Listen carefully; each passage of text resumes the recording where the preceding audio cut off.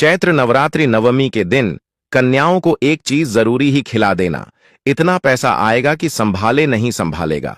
नमस्कार भक्तों, स्वागत है आपका एक और नई वीडियो के साथ। हम आपको इस वीडियो में बताएंगे कि माताएं बहनें नवमी के दिन कन्याओं को यह एक चीज जरूर खिला देना, तभी आपको मां दुर्गा का आशीर्वाद प्राप्त होगा और कन्याएं खुशी खुशी आशीर्वाद देती हैं। कन्याएं पूजन के दिन अगर आपने कन्याओं को खुश कर लिया तो मां दुर्गा आपसे स्वयं ही प्रसन्न हो जाएगी, क्योंकि कन्या के मस्तक पर मां नवदुर्गा के 9 रूप विराजमान होते हैं। वीडियो को पूरा जरूर देखें, बहुत ही लाभदायक वीडियो होने वाली है उन माताएं बहनों के लिए जिन्होंने चैत्र नवरात्रि का व्रत रखा हुआ है। इस वीडियो को पूरा देखने से आपको वह जानकारी प्राप्त हो जाएगी जो आपको पूरे नवदुर्गों में 9 के 9 दिन पूजा करने के बराबर जानकारी होने वाली है। चैत्र नवरात्रि की नवमी तिथि पर कन्या पूजन का विशेष महत्व होता है। इसे करने से मां दुर्गा की कृपा प्राप्त होती है और सुख समृद्धि का आशीर्वाद मिलता है। मां दुर्गा की कृपा से परिवार में सुख शांति बनी रहती है, आर्थिक स्थिति मजबूत होती है और कर्ज से मुक्ति मिलती है। दाम्पत्य जीवन में प्रेम और सद्भाव बढ़ता है, संतान सुख की प्राप्ति होती है और बच्चों का स्वास्थ्य अच्छा रहता है। घर में सकारात्मक ऊर्जा का संचार होता है। नवमी पर किया गया कन्या पूजन बहुत शुभ माना जाता है, इसलिए इसे श्रद्धा और प्रेम से करना चाहिए।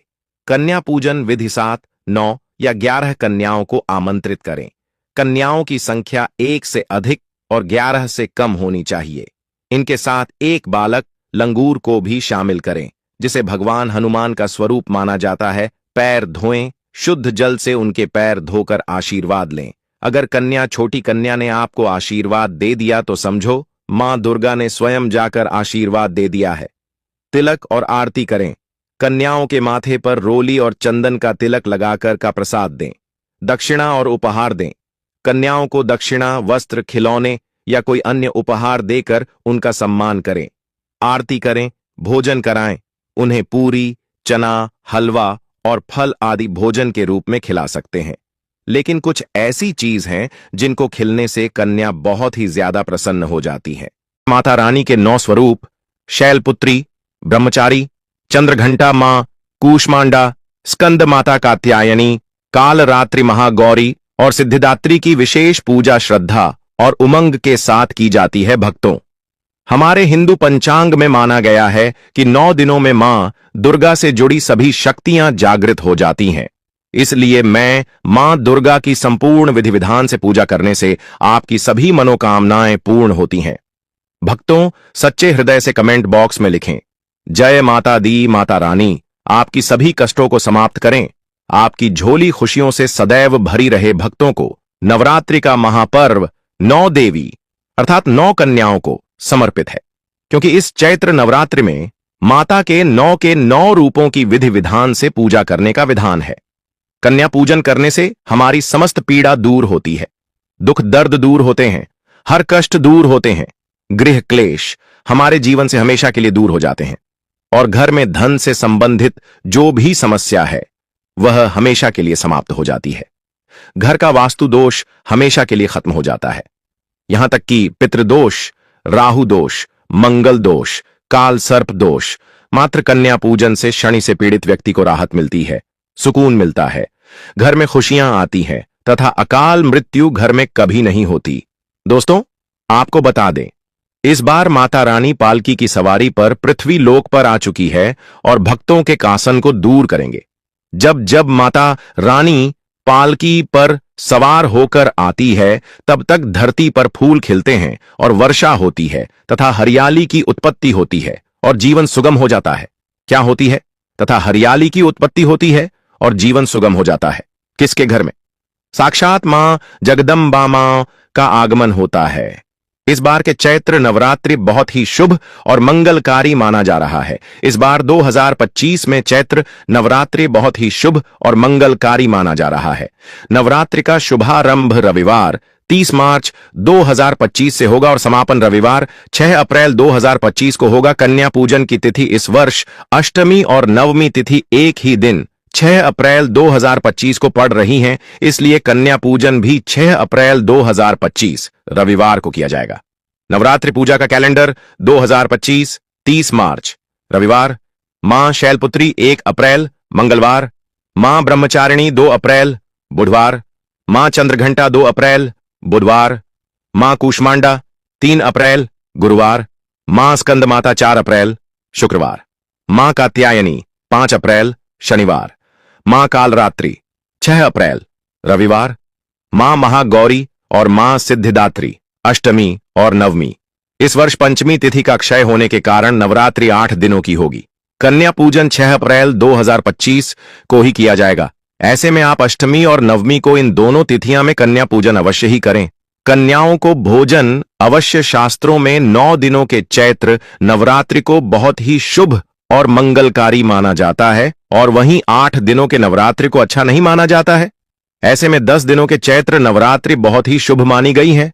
भक्तों, शास्त्रों के अनुसार नवरात्रि के दिनों में माता रानी का पूजन करने से, कन्या पूजन करने से मन अभय वरदान प्रदान करती है।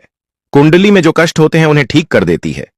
श्रीधर की तरह ही सच्चे हृदय वाले व्यक्ति के सभी कासन का निवारण मां शीघ्र ही करती है।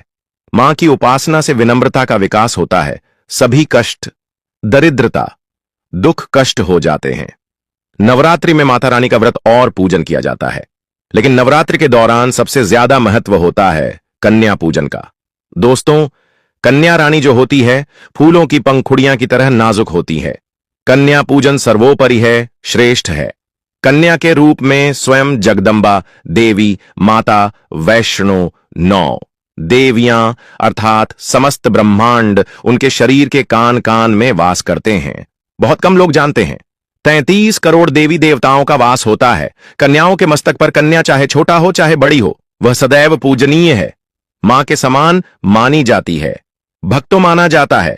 व्रत और उपासना से माता रानी इतना प्रसन्न नहीं होती है जितना कि कन्या पूजन से होती है। नवरात्रि में छोटी छोटी कन्याओं को माता रानी का स्वरूप माना जाता है।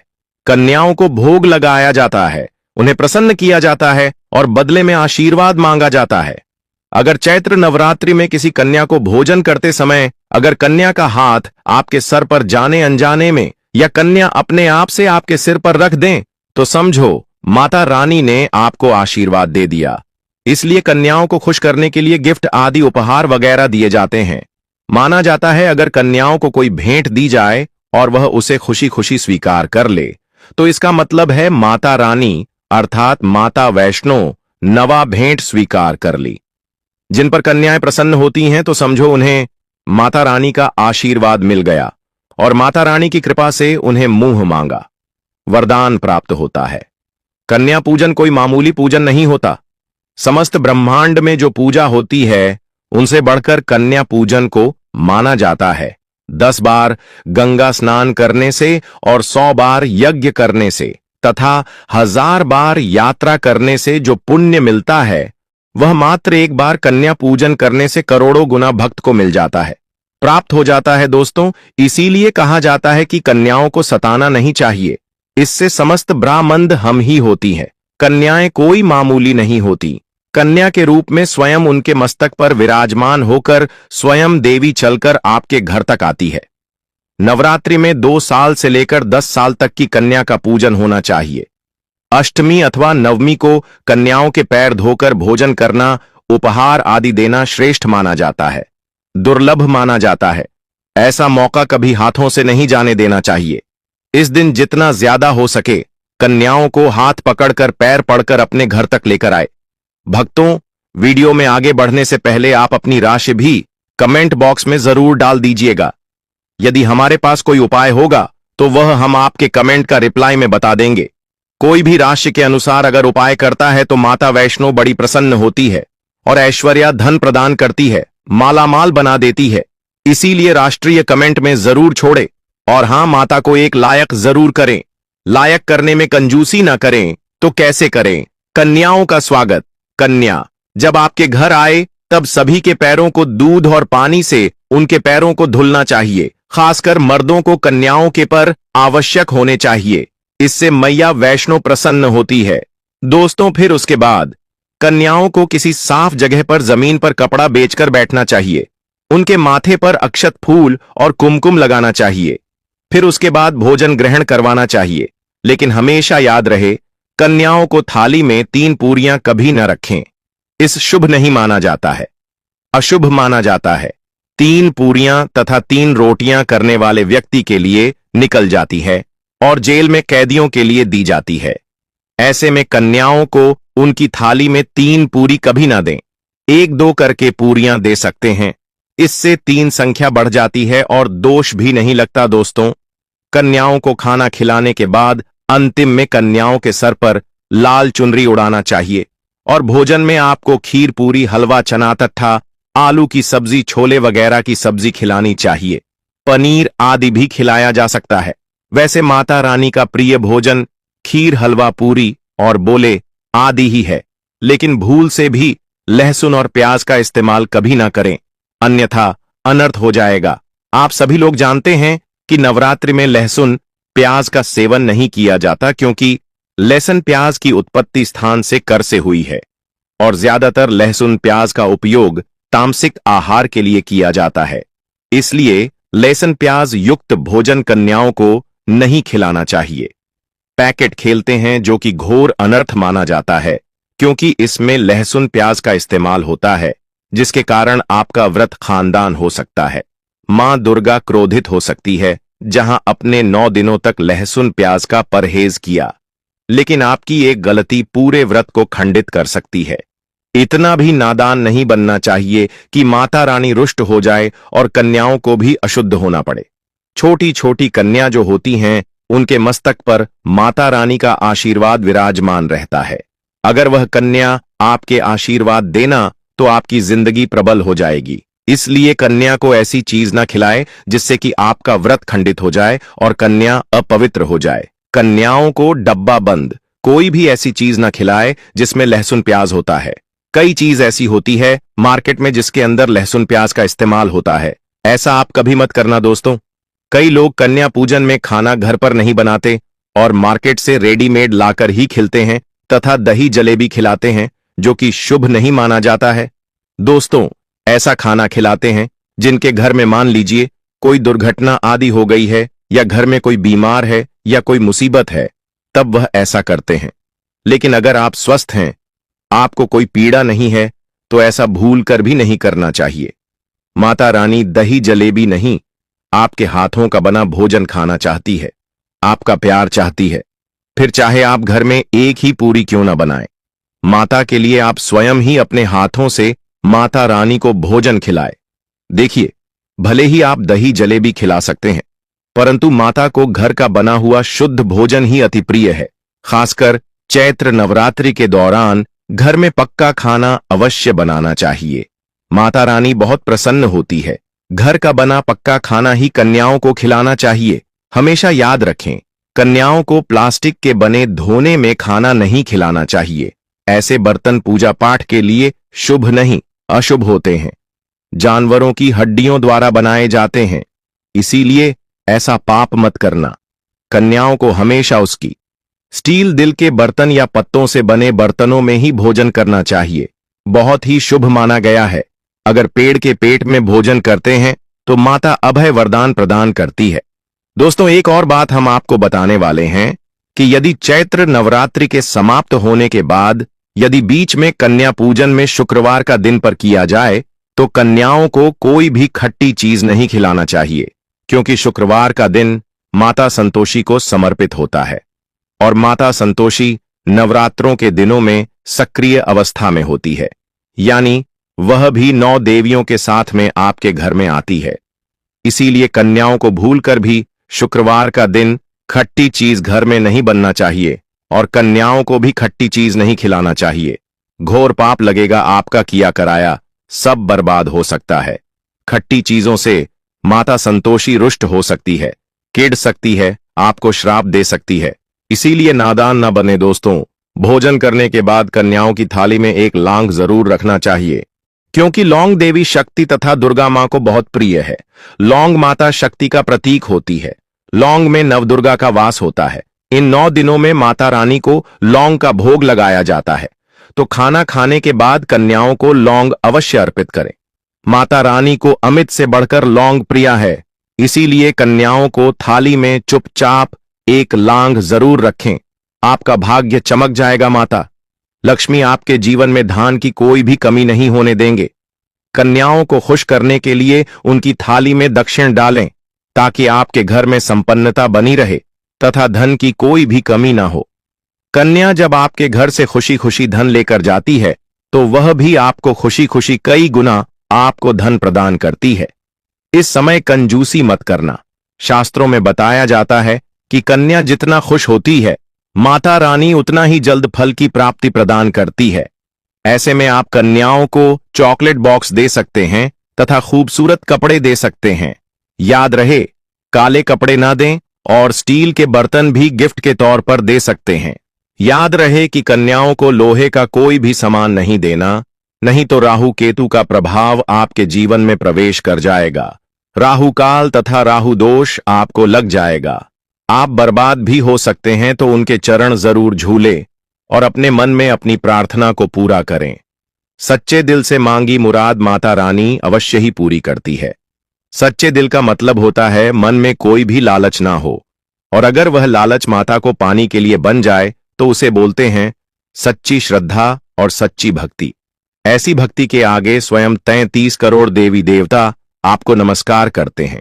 नवरात्रि में अगरबत्ती आप जलते हैं, या फिर आप गोबर के कंडे जलते हैं, या फिर आप माता रानी के लिए जो भी चीजों को जलाते हैं, तो भक्तों भस्म का क्या करना चाहिए? जलाने के बाद जो अंतिम चीज होती है, वहां चीज भस्म होती है। भस्म का क्या करना चाहिए? तो भक्तों, हम आपको बता देते हैं कि इस भस्म को पूरे साल के लिए, 1 साल के लिए इस प्रकार की भस्म को बेटर करके रखना चाहिए। जो अगरबत्ती की भस्म है, या फिर कहां जाएं, गोबर के कंडे की बासम रखी है, क्योंकि माता रानी को हम जो कच्ची धूप जलते हैं उसकी भस्म भी काफी सारी हो जाती है। क्या इसमें नदी में बहा देना चाहिए? अगर ज्यादा है तो नदी में बह दीजिए। बाकी काम से कम आपको 1 साल के लिए आपको यह भस्म अपने पास में जरूर रखनी चाहिए। हम भस्म के बेनिफिट बता रहा हूं और इसके फायदे बता रहा हूं। इससे पहले अभी तक जय माता दी नहीं लिखा है तो जय माता दी लिख दीजिए। इससे हमें वीडियो बनाने का मोटिवेशन मिलता रहता है, और हर एक जानकारी हम आपको ध्यानपूर्वक बताते हैं। इस प्रकार की जानकारी बताते हैं जिससे कि आपको लाभ की प्राप्ति हो। इधर उधर की बातें हम नहीं करते हैं, और माता रानी की कृपा आपके ऊपर और हमारे ऊपर सदा बनी रहती है। उसमें हमें आनंद मिलता है। तो भक्तों, जो भस्म होती है इसका क्या करना चाहिए? अगरबत्ती की जो भस्म होती है, इसे पूरे 1 साल के लिए आपको बचाकर रखना होता है, और इसे थोड़ी थोड़ी आपको खानी होती है। अगर आप चाहते हैं कि आपकी अध्यात्म उन्नति हो, आपकी प्रगति हो, तो यह थोड़ी थोड़ी मात्रा में खाना शुरू कर दीजिए। आपका जो सोचने समझने की क्षमता है इतना ज्यादा पावरफुल हो जाएगी कि आपके आसपास में रहने वाले लोग जितना सोचते हैं उसे 1000 गुना ज्यादा आपकी सोच बढ़ जाएगी। जिस भी कार्य को करने के लिए जाएंगे उसे कार्य में आपको तरक्की मिलना शुरू हो जाएगी। और भक्तों, एक खास बात, छोटे बच्चों को नजर तो बहुत ही जल्दी लग जाती है, तो जो अगरबत्ती की भस्म होती है माता रानी के लिए 9 दिनों तक अपने बस में जल करके रखी है, उसे भस्म का थोड़ा सा तिलक आप जो है उनके मस्तक पर लगाइए। या फिर चाहते हैं तो जिस हिस्से में दर्द हो रहा है, जैसे कि पेट में अचानक से दर्द हो रहा है, उसे हिस्से पर आप जो है इस भस्म को रगड़ दीजिए। अच्छी तरीके से भस्म लगा दीजिए, तो पेट में अगर प्रेत लगा हो, प्रेत खत्म हो जाएगा, बाहर निकल जाएगा। सर दर्द हो रहा है, सर में लगा दीजिए। यानी कहने का मतलब है कि यह आपकी हर प्रकार के दुख, तकलीफ, बढ़ाव को दूर करने का काम करता है। नित्य खाएंगे। अपने छोटे बच्चों को खिलाना शुरू कर दीजिए। पढ़ने लिखने में कमजोर है, ऐसे में जो बुद्ध स्थिर हो जाएगी। कई लोग पढ़ने लिखने को बंद देते हैं, कई लोग किसी की किस्मत को बंद देते हैं। तो भक्तों, इन सारी समस्याओं से छुटकारा पाना चाहते हैं तो इस भस्म का तिलक प्रतिदिन जरूर लगाई। अगर दोस्तों आप इनका तिलक लगाते हैं तो फिर यह अति उत्तम है। सोने पर सुहागा होगा आपके लिए, और आपके बच्चे की जो पढ़ने लिखने की जो क्षमता है काफी बढ़ जाएगी। आप जहां भी जाएं आपको भी अध्यात्म उन्नति मिलेगी। इस भस्म का जब तक तिलक आपके सिर पर लगा रहेगा, कोई भी आपका बाल बांका नहीं कर पाएगा।